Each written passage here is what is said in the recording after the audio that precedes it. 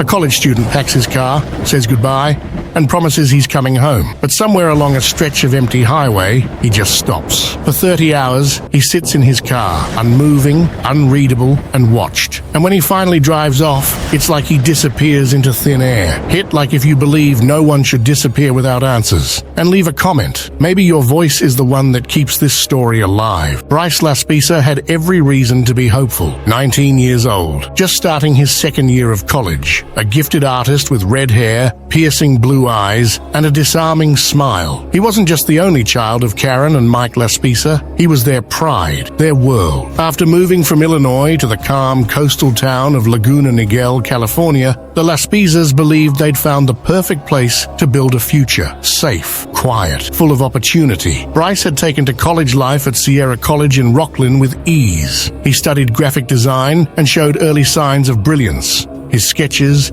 his eye for detail, his creativity. He made friends easily, had a close bond with his roommate Sean and a caring girlfriend, Kim. To his parents, he was open, thoughtful, and communicative. They often described their relationship as unusually close, full of honesty and mutual trust. By all accounts, Bryce was thriving. After a summer back home, filled with laughter and family time, he returned to school in mid-August 2013, ready to begin the fall semester. His parents helped him move in. They hugged him goodbye in the parking lot. Karen smiled, watching him walk away with his usual carefree stride. She had no idea it would be the last time she'd ever see her son, because just 9 days later, Bryce would vanish without a trace. No fight, no clear warning, no goodbye, only a string of cryptic behaviors, a long, strange drive through California, and a final phone call that left more questions than answers. What happened to the bright-eyed boy with the open future? And what was he really running from? In the days following his return to Sierra College,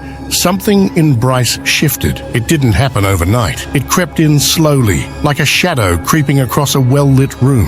His girlfriend Kim noticed it first. Bryce became distant. Texts were short. Calls went unanswered. She chalked it up to school stress, but something didn't sit right. His roommate Sean saw it too. Bryce was drinking more, not casually, but heavily, bottles of hard liquor, alone, late into the night. He was also taking Vyvanse, a powerful stimulant used to treat ADHD. Bryce didn't have a prescription. He was using it to stay awake, sometimes for days, gaming, isolating, acting strange. He'd always been upbeat, chill, but now he was agitated, paranoid, staring off like he was somewhere else. Then came August 28th. Without warning, Bryce drove to Chico, 2 hours away, to visit Kim. When he arrived, he ended their relationship. No reason, no fight, just ended it. In person, he seemed cold, detached, not like himself. Back at the apartment, he began giving away possessions. His Xbox, his diamond earrings, ones his mom had given him. When Sean refused, Bryce insisted. It felt like he was wrapping something up. Concerned, Sean called Karen, told her something wasn't right. Bryce wasn't himself. Karen tried to call her son, but before she could reach him, Kim did. She was alarmed, said Bryce was acting so strange,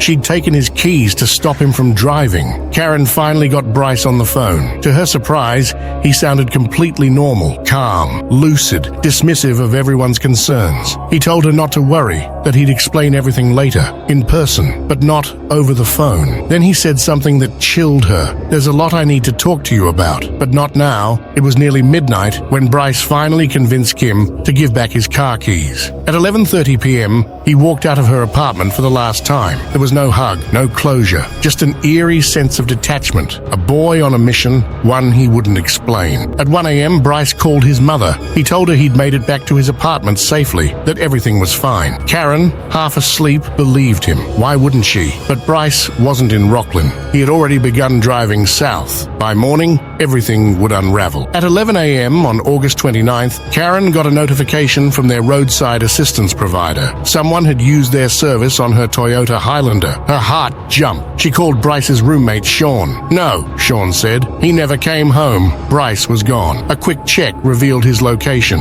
Buttonwillow, California. A quiet, isolated truck stop town off I-5, roughly halfway between Rocklin and Laguna Niguel. Desert stretches, sparse buildings, nothing much around. He had run out of gas. A man named Christian from a local service station had delivered fuel to the highway shoulder, where Bryce had pulled over. That should have been it. Gas in the tank. Journey resumed. But Bryce didn't move. Hours passed. His car sat idle. Christian, the mechanic, went back to check on him. Bryce was still there, sitting, silent, staring out through the windshield, like he was waiting for something or someone. Karen spoke to him again. He said he was fine, that he was coming home, but his car never left. Something had him frozen, and no one knew why. The sun beat down on the asphalt. Buttonwillow was still. By mid-afternoon, Bryce's SUV hadn't moved an inch. Karen and Mike, now beyond worried, called the police and officially filed a missing persons report. Kern County authorities quickly pinged his phone. The signal came from a parking lot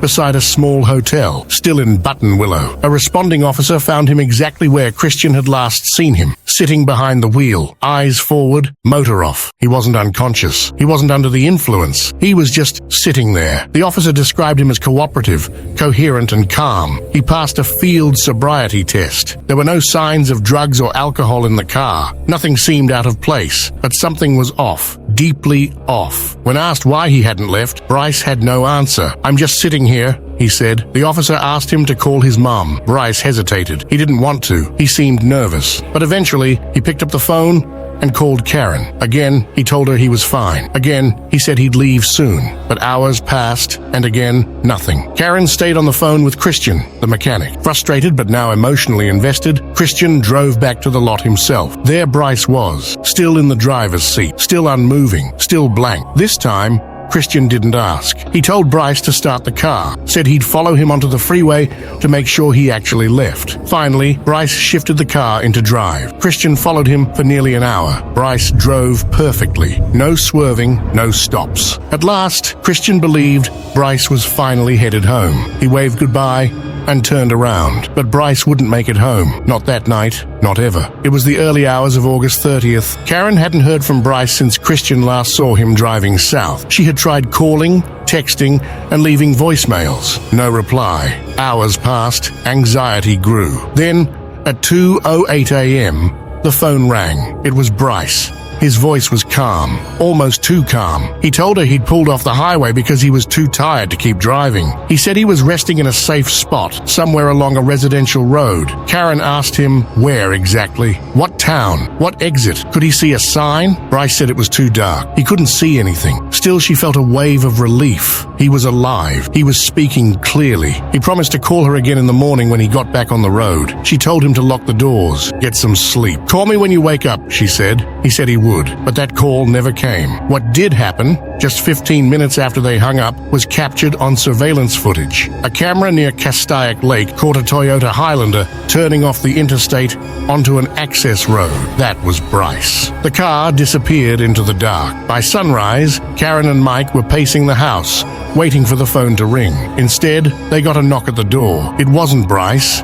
It was the California Highway Patrol, and they came with news no parent ever wants to hear. Bryce's 2003 Toyota Highlander had been found, but it wasn't on the side of a road or parked somewhere quiet. It was at the bottom of a 25-foot ravine near Castaic Lake. The vehicle was overturned on its passenger side. The rear window had been smashed outward from the inside. There was blood on the windshield, a few drops, maybe more. Not enough to suggest fatal injuries. Inside the car, investigators found almost everything. Bryce's cell phone, his laptop, his wallet, all his personal belongings were untouched. Everything except for the person who mattered most. Bryce was gone. The driver's seat was empty. The door was closed. The airbag had deployed. Outside the vehicle, officers found Bryce's duffel bag and wallet. They appeared to have been rifled through, their contents scattered on the ground nearby. No signs of a struggle, no obvious trail. The only thing missing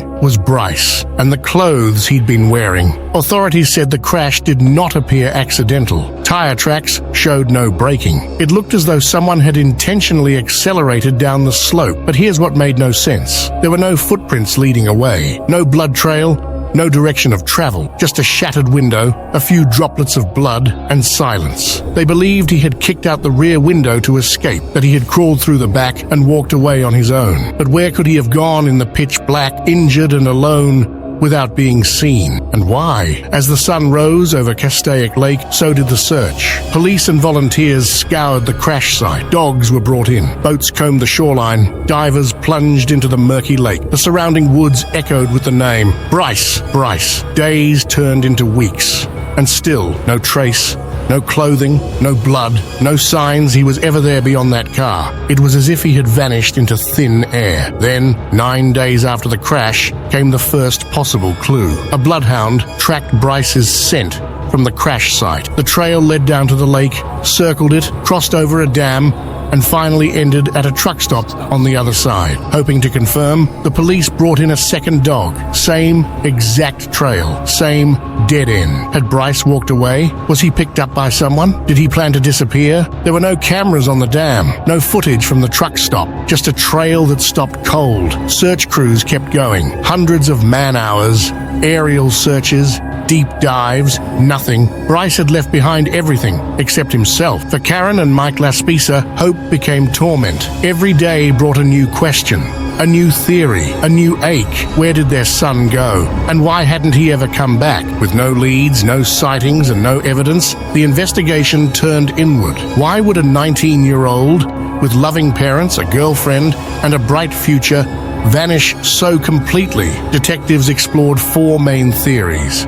First, suicide, the accelerated crash, the erratic behavior, the emotional goodbye gestures, breaking up with Kim, giving away his possessions. It all pointed to someone possibly preparing for the end. But if Bryce had intended to end his life, where was his body? And why did bloodhounds track his scent away from the scene? Why did he call his mom sounding calm, promising to come home? Second, a psychotic break. Bryce had been abusing Vyvanse and alcohol in high doses. Long-term sleep deprivation combined with stimulants can cause paranoia, delusions, and dissociation. Maybe he wasn't in control at all. But again, where did he go? And how could he navigate so far in the dark, injured, with no shoes and no direction? Third, voluntary disappearance. Some believe Bryce planned it, that the crash was staged to throw people off, that he walked to the truck stop, hitched a ride, and started a new life. But Bryce left behind his ID, his wallet, his phone, and his laptop. If he wanted to disappear,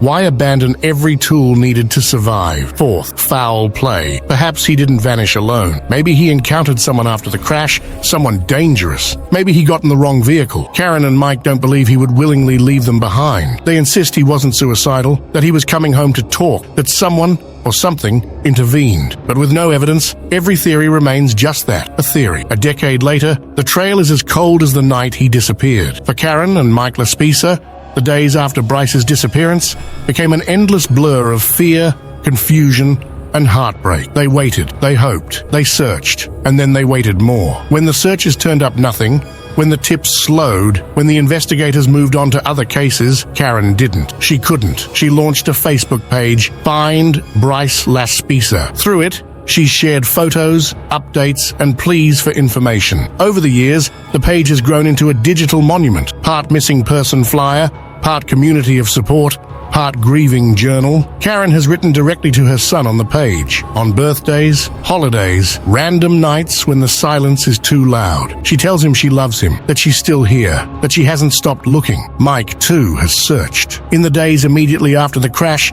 he physically walked the Castaic area himself, calling Bryce's name, hoping to find any clue the dogs or drones had missed. But nothing ever came. Not a single verified sighting, not a credit card charge, not a phone ping, just silence and questions. So many questions. How does someone vanish with no trace? Why did Bryce lie about his location? What was he trying to tell them in that final call? What was the lot he needed to talk about? Karen once described the pain as a permanent hole in my heart. It never closes. Not with time, not with theories, not with hope. Only one thing will heal it: answers. And after all these years, they still don't have any. The road Bryce Laspisa traveled that night was long, open, and silent. A highway carved through the desert, lined by shadows and mystery. And somewhere along that stretch, he disappeared. Today, Bryce would be 31 years old. There are no confirmed sightings, no fingerprints, no messages, only the echo of a young man who said he was coming home and never arrived. Karen still posts on the Facebook page. She shares age-progressed photos,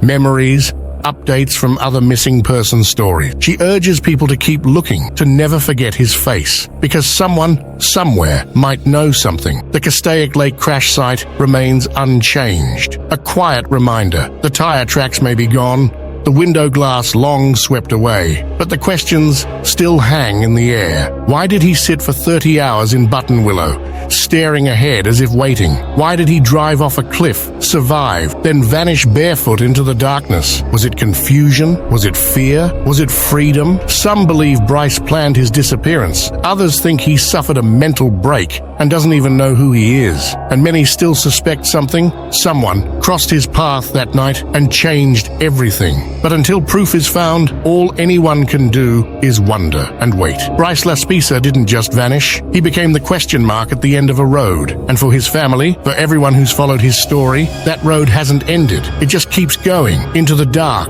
into the silence, into the unknown. If stories like this stay with you, share this video and hit subscribe so more missing voices don't go unheard.